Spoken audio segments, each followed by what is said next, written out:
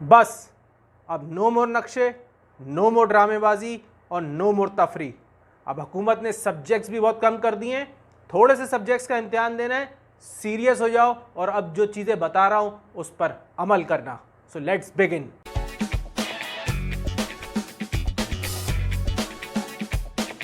अस्सलाम वालेकुम students, this is Safi with you. दोस्तों, स्टडी टिप्स के ऊपर मैं बेशुमार वीडियोस बनाता हूँ और आप लोग उससे फ़ायदा भी उठाते हैं। आप लोगों के फीडबैक जब आता है तो उससे दिल भी खुश होता है। तो आज मैं आपको कुछ इंपॉर्टेंट चीज़ें इसलिए बताने जा रहा हूँ क्योंकि अब सिर्फ बहुत कम टाइम रह गया है, महीना या 35 दिन कुछ रह गए हैं और हुकूमत ने कहा है कि सिर्फ जो आपके इलेक्टिव सब्जेक्ट्स हैं उनकी तैयारी करनी है। जाहिर सी बात है आपको, क्योंकि उसी का एग्ज़ाम होगा। तो आज मैं समझ लें कि कुछ अपना तजुर्बा भी शेयर करूँगा आपके साथ। देखें, क्योंकि मैं जब स्टूडेंट था ना तो मेरे हालात कुछ इतने अच्छे नहीं थे कि मैं सिर्फ स्टूडेंट ही होता। मैं नौकरियां भी करता था, जॉब करता था, सुबह शाम में ट्यूशन्स भी पढ़ाता था अपने से छोटे बच्चों को और फिर उसके साथ साथ पढ़ता भी था। तो मुझे ज़्यादातर आखिर का ही वक्त मिलता था एग्ज़ाम से पहले, महीना 2 महीना 3 महीना, जिसमें मैं ज़्यादा पढ़ता था।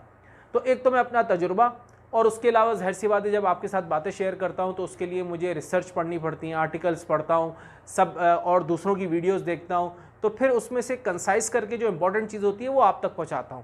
तो आज जो मैं आपके साथ टिप्स शेयर कर रहा हूं ये बहुत इंपॉर्टेंट है। कम वक्त में इलेक्टिव सब्जेक्ट्स की तैयारी कैसे करनी है और अच्छे मार्क्स कैसे लेने हैं। तो देखिए, हम लोग हमेशा से ये सुनते हैं कि यार दोबारा पढ़ो चीज़ों को, यानी कि रिवाइज करो उसको और उसको हाईलाइट करो और नोट्स बनाओ। तो इस तरीके से हम कर सकते हैं, लेकिन जितनी भी रिसर्च हैं, जितने भी आर्टिकल्स हैं, उन सब से ये समझ लें कि ये एविडेंस है कि वो एक इनएफिशिएंट वे है। उससे वक्त ज़्यादा लगता है और ज़्यादा अच्छे से आपको याद नहीं रहता। तो आज जो मैंने आपके लिए टेक्निक निकाली है जो कि रिसर्च बेस्ड है, प्रूव है, मैं उसके लिए आपको कन्विंस नहीं करूँगा, you have to be convinced. वो है एक्टिव रिकॉल, जिसे हम प्रैक्टिस क्वेश्चंस भी कहते हैं और जिसे हम रिट्रीवल मेथड भी कहते हैं। अब इसके अंदर 3 स्ट्रेटजीज़ हैं, ठीक है। जो सबसे पहली स्ट्रेटजी है वो है फ्लैश कार्ड्स की। अब आपको स्क्रीन पर एक दिख रहा होगा एंकी, ये एक एप्लीकेशन है।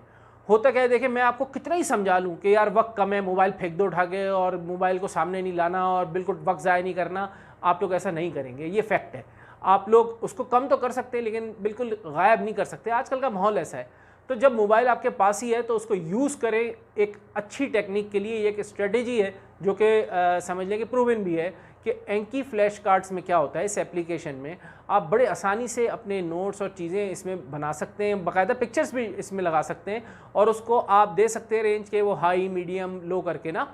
तो इसमें क्या होगा कि आपने सिर्फ वो पिक्चर्स इसमें अपलोड करनी है, मेन चीज़ों की, जो जिन चीज़ों को आप हाईलाइट करते थे या नोट्स बनाते थे, अब आप उसकी पिक्चर्स या फिर उसके नोट जो है ना इसके अंदर आप सेव कर सकते हैं।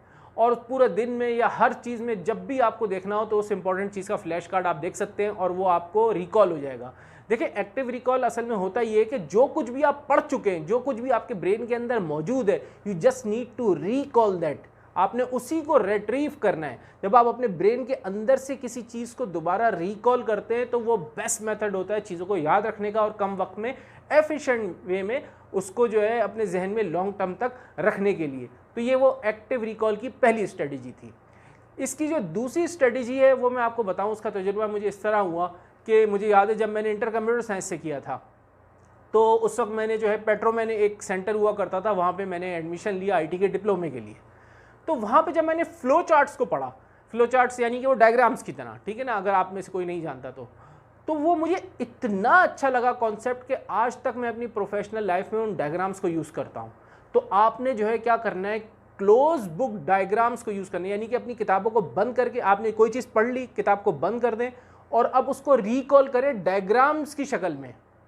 आप स्क्वायर्स बनाएं, उसके अंदर चीज़ें लिखें और जब आप डायग्राम्स की शक्ल में उसको बना लेंगे, ये आपको स्क्रीन पे दिख भी रहा होगा, तो वो आपको हमेशा याद रहेगा और लॉन्ग टर्म तक याद रहेगा क्योंकि वो डायग्राम्स की शक्ल में आपके जहन में फिट हो जाएगा और फिर उसको रिकॉल करना आसान हो जाएगा।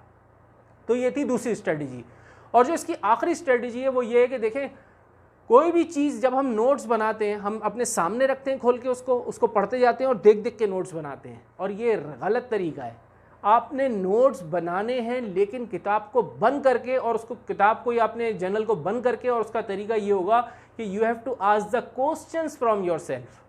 आपने कोई चीज़ पढ़ी, उसको बंद करें, और अगर बंद नहीं भी कर रहे चलें आसानी के लिए उसको खोल के रखें, लेकिन जो जो चीज़ आप पढ़ते जाए ना पैराग्राफ्स में, उस पर क्वेश्चन बनाए अपने जहन में कि यार ये जो मैंने पढ़ा है, ये मैंने जो कहानी पढ़ी है, इस कहानी से रिलेटेड या जो भी चीज़ मैंने पढ़ी है उससे रिलेटेड क्या क्वेश्चन हो सकता है, उस क्वेश्चन को लिख लें सिर्फ। और जब आप वो क्वेश्चंस अपने पास लिख लेंगे फिर उस नोट्स को बंद कर दें और फिर उन सवालों के जवाबात आप खुद से लिखें।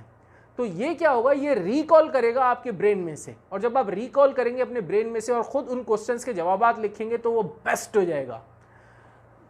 बच्चों, मैंने आपके साथ अपना तजुर्बा भी शेयर किया और वो बहुत लंबी एक स्टोरी है, हालात हैं, लेकिन मैं आपको बिल्कुल बता रहा हूँ सच्चाई के साथ। अगर आप इस 1 महीने में पूरी जान लगा दें, पूरी जान लगा दें, दम लगा दें यार, अपने माँ बाप का सर आपको फ़ख्र से बुलंद करना है, अच्छा स्टूडेंट पढ़ना है और बहुत पढ़ना है,